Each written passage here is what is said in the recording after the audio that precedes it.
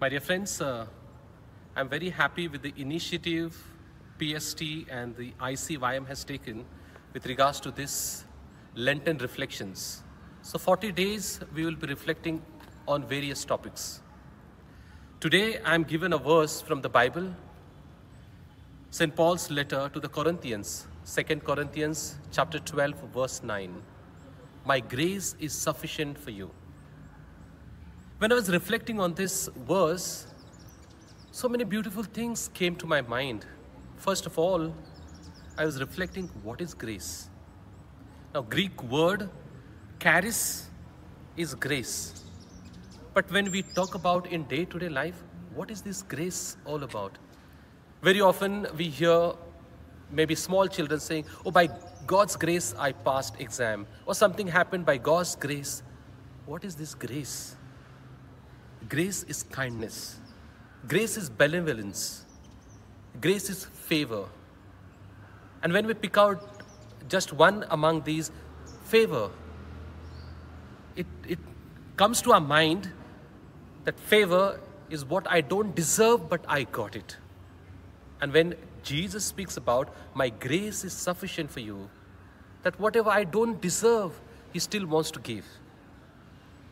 So this reflection that my grace is sufficient for you brings to our notice so many wonderful things that I am incapable. God wants to make me capable. I'm not worthy. He wants to make me worthy. I'm not strong. I'm weak. He wants to make me strong. It's only because whatever I don't deserve, He wants to give. This is grace. So my dear brothers and sisters, if grace is what I don't deserve, still I get it, how great I should be in the eyes of God. But do I respect this great vision that God has for me? In the latter part of this verse, Jesus also goes on to say, my grace is sufficient for you, and my power will be made perfect in weakness. Which means to say, when I am weak, He will make me strong. But when I'm weak, I will always depend on Him. And this is what is important. I must always remember that I'm weak, I'm fragile. I need God's grace, God's mercy. And only when I realize my own weakness, I will always depend on God. Very often when we talk about our own strengths, our own powers, we keep God away because we think that we are powerful, only we can do things. But when I realize that I am weak, I am fragile, then God intervenes. He's always there. And I give place for God. I always keep saying, for God, everything is possible. God can do everything in this world. There is nothing that is impossible to Him. Only one thing is impossible, that He cannot force us to love Him. If His grace is favor and mercy is without any limitations, then why I keep myself away from God's love and grace? If He has loved me, I also must love Him and love one another. And this is what during this Lenten season we have to do, my dear brothers and sisters, that God has shown His favor in spite of my own weaknesses, in spite of my own sinfulness. If He has loved me, He has been so gracious to me, I also have to be gracious towards one another. St. Paul, in his letter to the Romans, chapter 5, verse 20, so beautifully says, when my sinfulness grew, His grace multiplied. When my sin is multiplied, His grace multiplies even more. And that is what is important. Jesus never keeps us away from Him. No matter we are unworthy, we are sinful, we are doing wrong, He wants to lift us up from this darkness of sin. And that is what is grace all about. So my dear friends, today when we reflect on this theme, that my grace is sufficient, yes, it is really sufficient, because the treasure that we have is Jesus Himself. And when He is with us, we don't require anything. We need to be happy that He's everything for us. And therefore we must always remember, if He has shown great mercy, He has shown His love, He has gone beyond our limitations, our weaknesses, and our sinfulness. We also must always reciprocate God's love.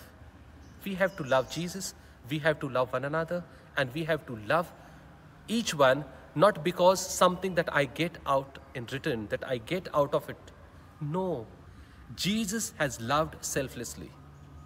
And therefore, to live in grace, we must have self-surrender. Live completely for God. Secondly, we must walk accordingly.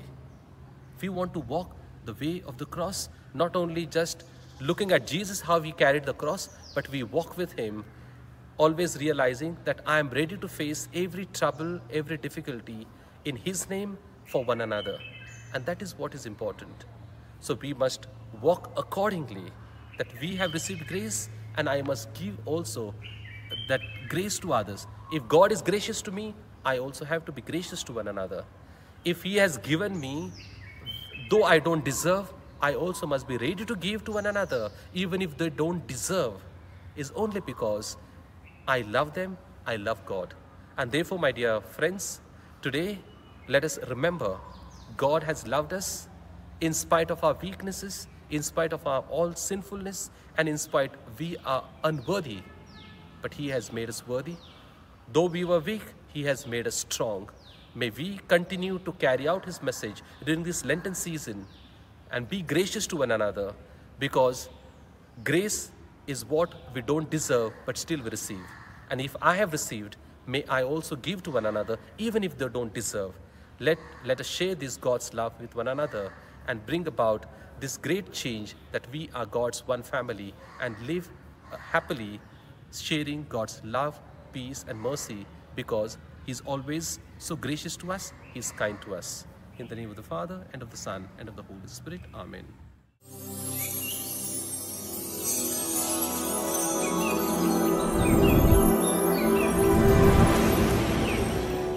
At the beginning of the Second Vatican Council, Pope John XXIII led the Church in praying for a fresh outpouring of the Holy Spirit.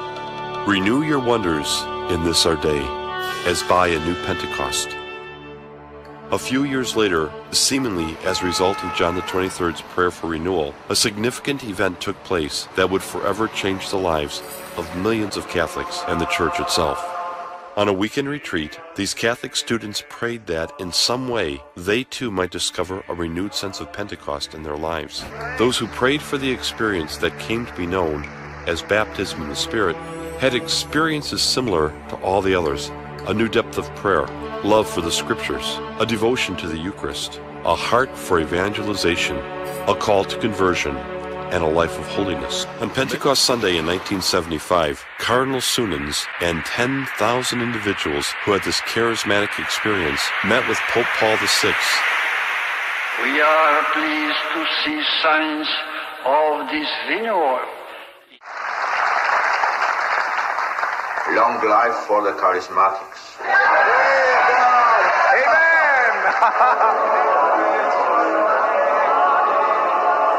It is my firm hope that the Holy Spirit will find more and more fruitful welcome in the hearts of believers, so that the culture of Pentecost, so necessary in our time, can spread. We are gathered here, believers from 120 countries in the world, to celebrate the sovereign work of the Holy Spirit in the Church that took the initiative 50 years ago and gave rise to an institution. No? An organization? No. To a current of grace. In February 1972, Catholic Charismatic Renewal began at Mumbai, with those who have experienced the baptism in the Spirit spontaneously during private prayer. Today, Catholic Charismatic Renewal is present in every diocese and state of India. Today, statistically, it is the largest and fastest growing movement in the Catholic Church and is found in all continents and cultures. Priests, religious sisters, and laypersons make it the estimated 120 million who have been influenced by the renewal movement.